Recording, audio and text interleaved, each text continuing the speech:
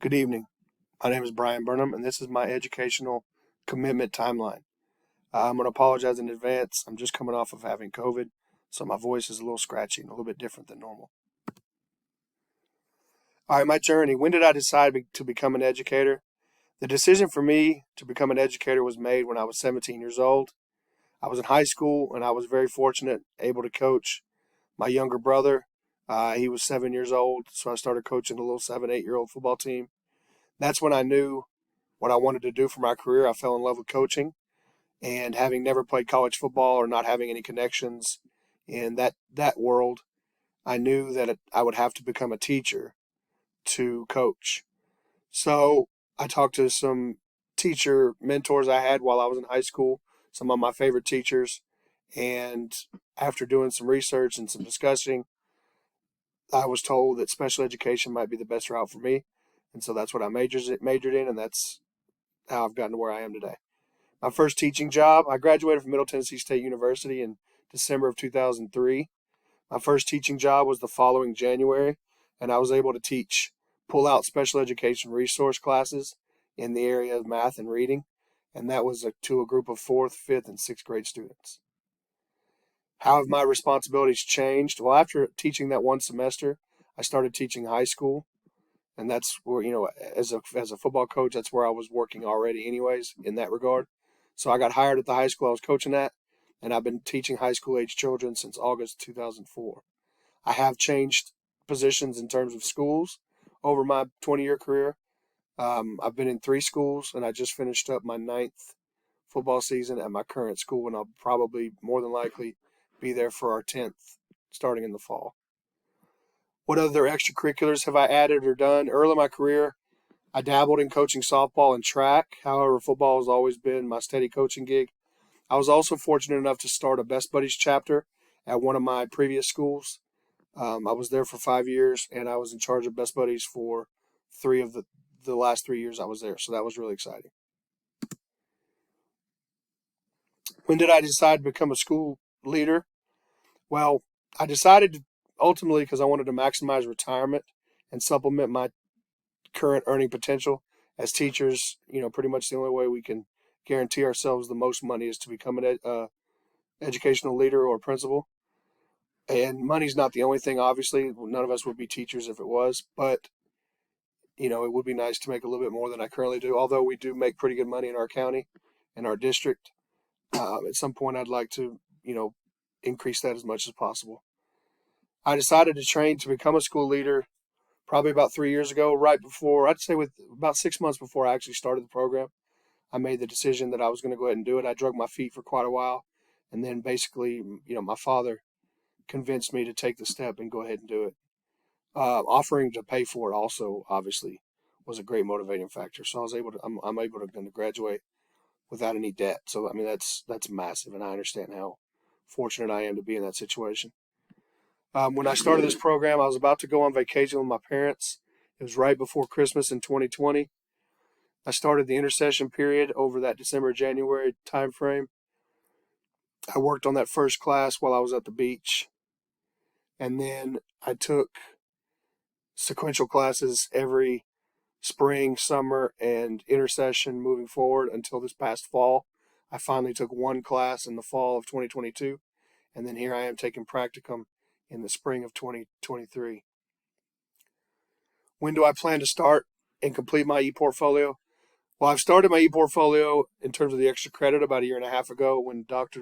Moody sent out the information on the Bitmoji and how to do some of that other stuff. I jumped on it and got it done pretty quick. I haven't done anything on the extra stuff probably in about a year, and so I'm just now finishing up this timeline. Is the last thing I have to do, and then I'm going to start working on my annotated bibliography and start checking off my activities checklist hopefully soon. In the next 2 to 3 weeks, I'll be working on all of that. Okay, when do I want to leave the classroom? My original plan at some point, I need and want to be an administrator for 5 years, simply to capitalize on, 5 years of my greatest earning potential for retirement purposes. But I'm not sure the best approach to take with that because I'm enjoying coaching so much. I don't know when to do the administrator part. If I go to a small district where you can do both, then that might be an option. But I don't want to walk away from coaching right now because I'm enjoying it so much and I'm still, healthy and able enough to do it. So I'd like to keep doing that. I am eligible for retirement at 53, which is, I know, very young.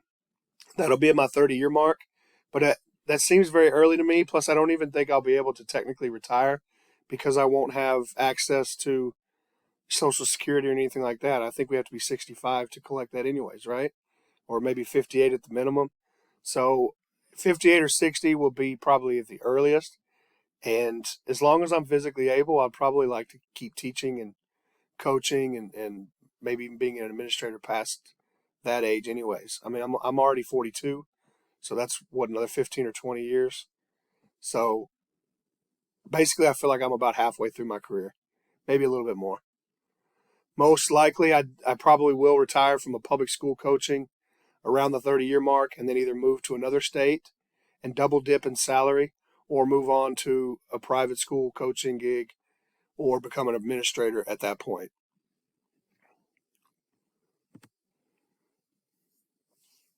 I think some questions that I have to ask myself: how long do I want to be in education? How long do I want to coach? And is being an assistant principal enough for me? Or do I want a building to run for myself? Do I need to be a principal instead of just an assistant? I don't know the answers to those questions. I have some ideas, obviously. I've talked about some of those earlier.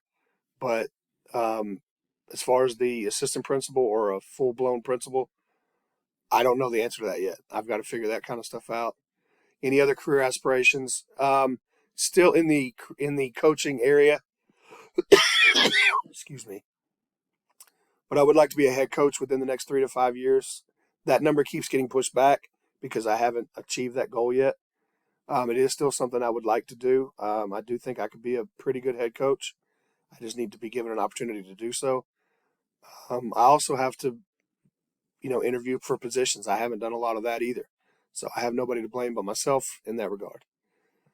Other factors to consider: I'm about to be remarried, so any decisions moving forward will involve more than just myself. If we have children, how, and does that change any of my career plans? And also, how long am I willing to wait or try to become a head coach before being an administrator becomes the next logical step in my career?